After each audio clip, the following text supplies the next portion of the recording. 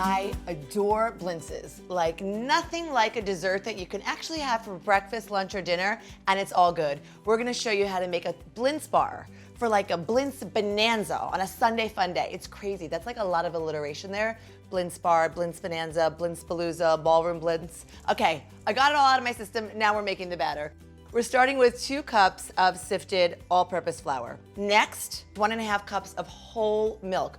Whole milk equals tender blintz. So don't skimp here. I know you probably have skim or 2% in your fridge all the time. This is the time to whip out the whole milk. We're doing 1/4 cup of melted butter, so you might as well just do the whole milk and call it a day.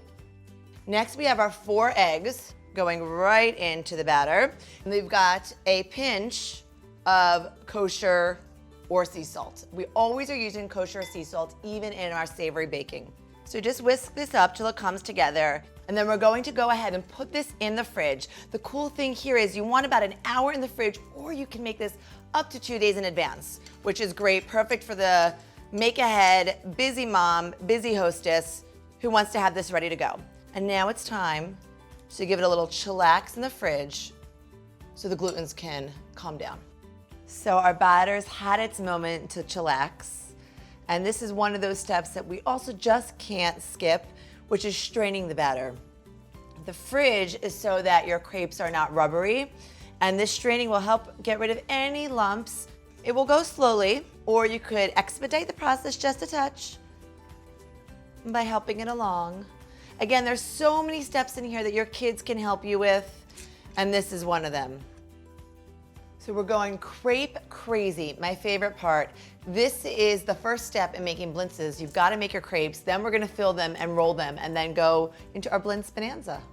Take your regular household ladle, fill it about 3/4 to all the way full, depending if you're using a 6 or 8-inch pan.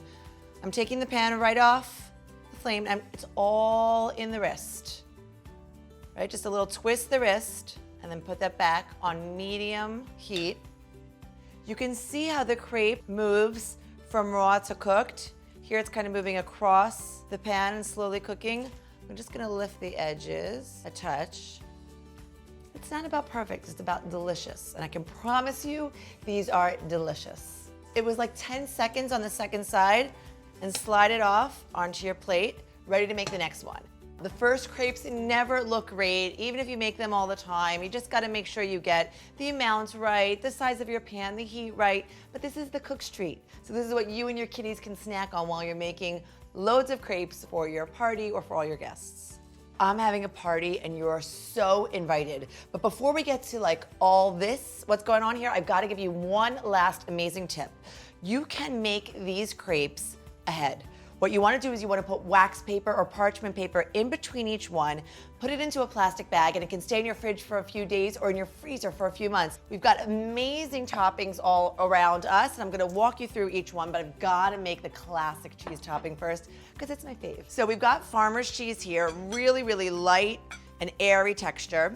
We're going to add to it ricotta, which has that creamy texture. The combination of these two, that is that ultimate classic cheese blintz filling. A little vanilla extract, some sugar, just a little granulated sugar on top, and lemon zest. The smell of vanilla extract and lemon zest is too amazing for words, but I will just try to tell you that I think I'm gonna make a perfume out of it. All right, so you're just using a spatula to get this nice and creamy. The ricotta is going to pull everything together. That's kind of like the glue. So you take your crepe, place it down on your work surface in front of you, put a few spoonfuls of the filling toward the bottom facing you, and wrap and roll it just like a wrap. So the 2 sides come in to touch each other, and then turn it in on itself and roll it up. And then you place it seam side down, and it's good to go. So anything goes at a blintz bar. You could do a Caesar salad blintz where you put a lot of fabulous romaine lettuce and Parmesan into your crepe, and then you top it with tons of Caesar dressing. You can do a blueberry compote. We've got the recipe on joyofkosher.com. You've got to top with sour cream. When you have your bloobs inside, you need a little savory on top. We've got this awesome Swiss chard and potato filling on joyofkosher.com, which also goes really, really well with the sour cream on top, chocolate sauce, chocolate chips, and this is an ice cream blintz sundae. me. This is crazy. It's a blintz filled with chocolate ice cream, topped with chocolate sauce. Recipe, of course, on joyofkosher.com. I actually want to know what your favorite blintz filling or topping is. Please let me know in the comments below, and subscribe to my YouTube channel if you want more.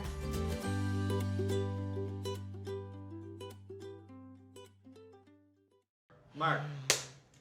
Blintzes are the best because it's a dessert. Blintzes are the best because it's a dessert. What? Blintzes are the best because it's a crepe crazy blintz bonanza. It's like, what is she saying? We don't have anything to get it in. Woo! I was like,